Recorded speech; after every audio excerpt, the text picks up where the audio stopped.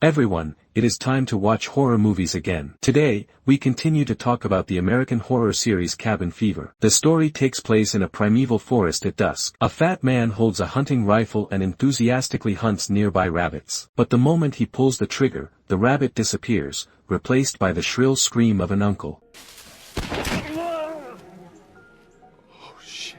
Realizing he has caused a huge disaster, the fat man rushes forward to check. But strangely, the shot uncle crawls out of the cave completely unharmed. Even more terrifying, the uncle's eyes are red, like a walking dead, and he appears to be infected with some unknown, terrifying virus. Seeing this, the fat man feels a chill down his spine. In this perilous situation, with his mind blank, he can only fire a warning shot to ensure his safety. After a violent gunshot, the uncle falls to the ground in response and tumbles back into the deep pit. As he watches the swaying branches, a nightmare begins. Afterward, the fat man, scared half to death, returns to his lodging in a daze. He thinks that with time, there is nothing to worry about. But at 2 a.m., a crisp knocking unexpectedly breaks the night's tranquility. They say that if you have watched over 1,000 horror movies, nothing can scare them anymore. But this movie, Cabin Fever, released in 2002, once left the narrator terrified. Man-eating rabid dogs combined with a real-life version of the Ebola virus are enough to make the audience feel what true horror is all about. Enough talk. Let the story begin. The events trace back to 2 weeks ago. To celebrate their upcoming college graduation, 3 men and 2 women drive a pickup truck, planning to spend an unforgettable vacation in a primeval forest. Initially, no one is particularly excited about the trip. But according to Bert, the blonde driver, his father once built a cabin in that jungle. He is not only far from the city's noise but also surrounded by mountains and water, making it a perfect getaway. With these enticing conditions, the college friends are deeply attracted to go together. However, what they do not know is that while they are chatting, an unprecedented viral crisis is breaking out in the forest. A nearby villager is hunting on the mountain with his beloved dog. But strangely, the dog, which was just lively and active, mysteriously loses its life in less than half an hour. As the camera pans, it is clear that blood is still constantly seeping out of its abdomen. However, as the dog's owner, Bearded Man is still immersed in the joy of the harvest. It isn't until he takes a closer look that he realizes the dog is dead. Due to years of companionship and the dog's bizarre death, Bearded Man unknowingly contracts the terrifying virus. Meanwhile, the 5 college students arrive for their vacation one after another. Amidst laughter, they find the wooden cabin hidden deep in the jungle. The mountain roads here are rugged and isolated from the world. Tall, lush trees block the sunlight, making the place feel extremely eerie. Even so, this strange and oppressive environment provides an unprecedented thrill for the pampered students. With excitement, Blondie takes the lead and invites Blondie Guy to get intimate. The others sensibly leave to enjoy the fresh air of nature in this quiet place. The camera first cuts to Fatty. As a single guy, he quickly finds his own fun in the jungle. He decides to go hunting in the mountains. Perhaps due to the alcohol, Fatty's already poor marksmanship becomes absolutely terrible. Feeling depressed, he intends to head back and leave the jungle. Unexpectedly, a commotion from afar stirs Bert's competitive desire once again. This time he successfully hits the target, but he hits a person instead of prey. Thus, the terrifying scene from the beginning of the movie occurs. Afterward, to save face, Bert, the chubby guy, doesn't tell his teammates about the encounter. This ignorant behavior indirectly ruins everyone on the team. That night, the college students sing around a campfire. In their spare time, Paul, the protagonist, tells ghost stories in this desolate wilderness. As the eerie atmosphere reaches its peak, a strange-looking man with a dog suddenly appears behind them. Oh, shit, what are you doing, man? In the deserted primeval forest, they wonder how a young man could suddenly appear. Clearly, he doesn't seem to have good intentions. But after Grim, the creepy guy, pulls a large bag of drugs from his pocket, the student's guard completely vanishes. They even compete to have him sit next to them. It is worth mentioning that the woman chatting with the creepy guy is Paul's love interest. This action of hers will eventually lead to her own death. As the campfire party reaches its midpoint, thunder suddenly rumbles. It looks like a storm is about to hit. Perhaps out of kindness, Bert, the group leader, invites Grim, the sketchy guy, to stay. He wants Grim to stay and spend the night with them. However, Grim explains that he still has a lot of equipment to collect 5 kilometers away. He plans to pack up his things first and then return to the cabin in the woods to find them. With that, the two parties go their separate ways. Bert and the others wait until the middle of the night. At 2 a.m., a crisp knocking sound suddenly breaks the silence outside. To their surprise, the person standing at the door isn't Grim. Instead, it is a bloody, middle-aged man. While Bert is in shock, everyone else rushes to the door. Seeing the man covered in blood, they can't imagine what he has been through. Only Jeff, the chubby guy, hides behind his companions out of guilt. During the day, he happened to have a conflict with this very man. The man recognizes Jeff immediately.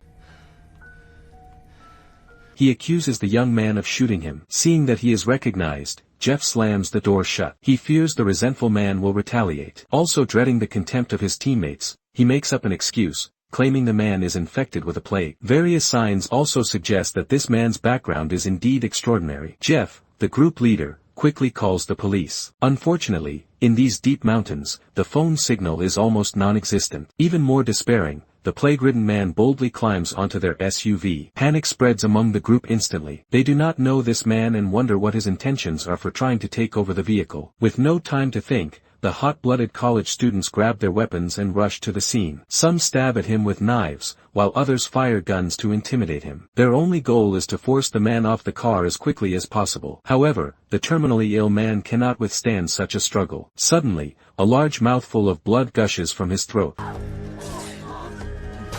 Seeing his beloved car covered in filth, Jeff swings a baseball bat to teach the old man a lesson. Frightened, the man is forced to try and break through toward the two girls. Seeing this, the girls assume he has malicious intentions. Without a word, they pull out pepper spray and blind the man. Immediately after, Paul rushes over holding a torch high and shouting for him to surrender. Due to the language barrier and being blinded, the man accidentally stumbles. The infected man is instantly engulfed in flames by the torch.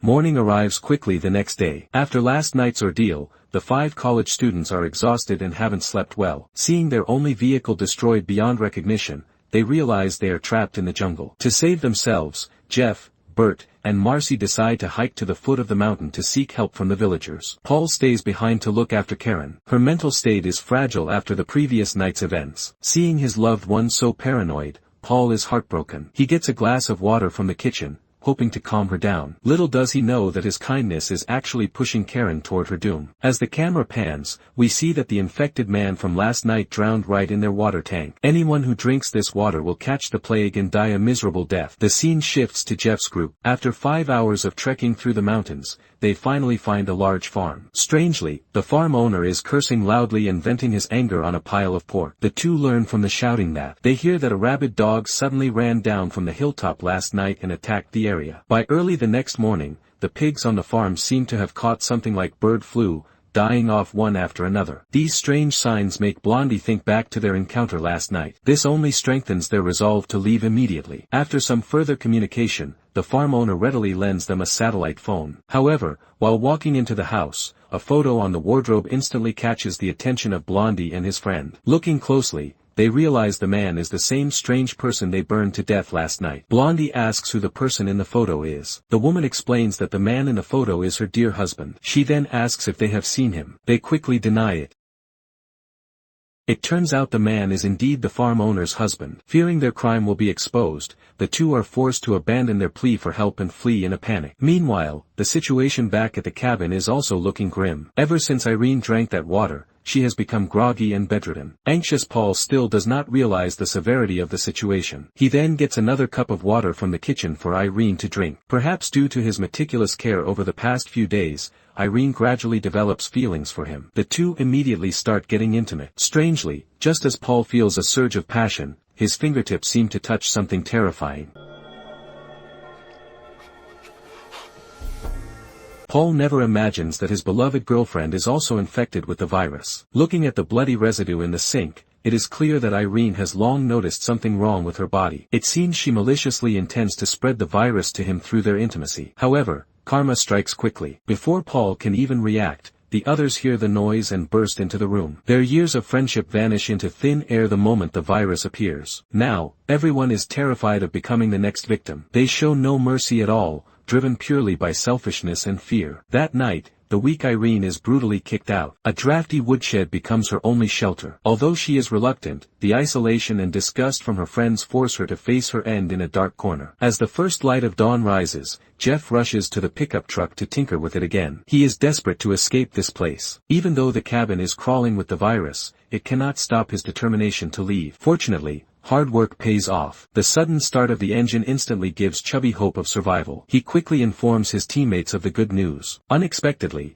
in less than 5 minutes, the terrible virus silently invades Chubby's body. Seeing blood stain the entire ground, a sudden sense of fear surges in his heart. He remembers how Irene was abandoned by the team after being infected. Now that it is his turn, he knows his fate will be no different. Learning from the past, Chubby does not hesitate any longer. Taking advantage of his companion's lowered guard, he decisively drives away in the pickup truck. Little does he know that his selfish behavior will lead to a gruesome death in the near future. This sudden turn of events leaves everyone completely confused. Their only means of transportation is stolen. This causes the 5-person team to immediately split up. Seeing Paul and the blonde girl also covered in infected blood, Blondie's inner selfishness is fully triggered. He follows Chubby's example and leaves the group. He heads into the deep forest alone with the remaining alcohol. Jeff! Don't fucking come near me! Jeff! Stop! Stop! I don't want to get sick. I don't want any of us getting sick. But you two fucking fuckers insist on touching her. Now she's bleeding all over both you guys. Watching his companions leave one after another, Paul is the only one who maintains a shred of sanity. He cannot bear to abandon his teammates. To be saved, he must head down the mountain to find the villagers. However, just as Paul leaves, a mysterious gunshot rings out from the cabin. Hearing the noise, Marcy, the blonde girl, is the first to go outside to investigate. At this moment, it is clear that she is already covered in blood. It appears she has also contracted the deadly virus. Although the virus is terrifying, the hidden dangers in the wild are even more lethal. At this very moment, a wild dog is watching the area with predatory eyes.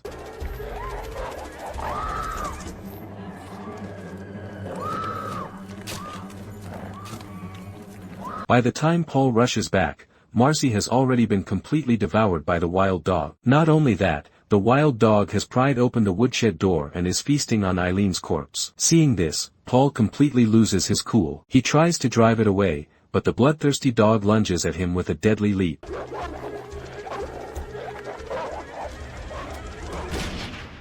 Paul narrowly survives the encounter thanks to his shotgun. Meanwhile, Eileen in the woodshed is still clinging to a shred of life. Recalling her previous hypocrisy, Paul no longer feels any pity for her. Instead, he raises his blade and personally ends her life.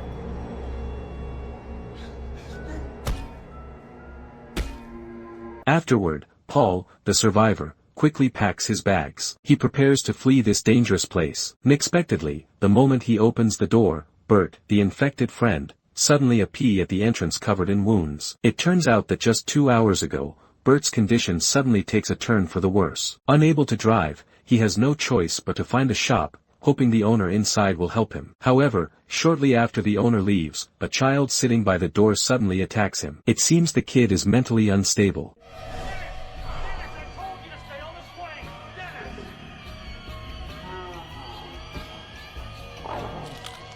Since Bert is already infected with the virus, it spreads through blood contact, passing the disease to the owner's son. Enraged, the owner doesn't care about the details and immediately leads his men on a 2-hour hunt for Bert. Seeing the aggressive group arrive at the door, Paul stops running. He decides to fight the owner's group to the death. He uses Bert as bait and strikes decisively when they are off guard. Then, using only a screwdriver, he easily takes down everyone chasing them.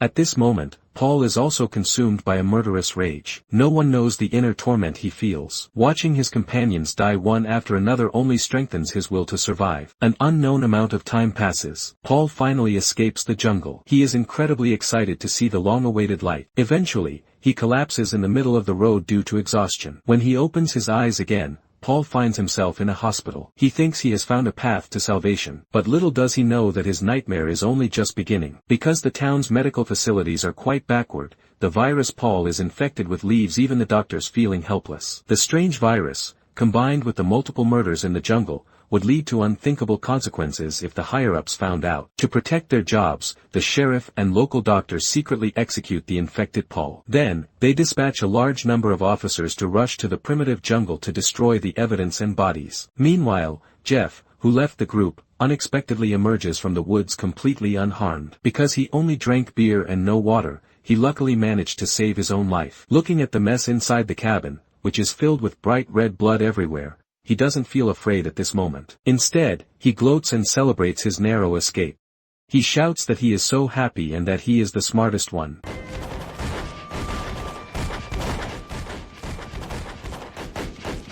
At the end of the story, the police use a massive fire to burn everything to the ground. They believe this will cover up the evidence and stop the virus from spreading. However, fate has other plans. That afternoon, 2 children come to the riverbank to fetch water. As the camera pans, we can see that Paul, who was previously infected, has been abandoned by the local police upstream. This foreshadows that the virus crisis will break out in the town once again. The movie ends here.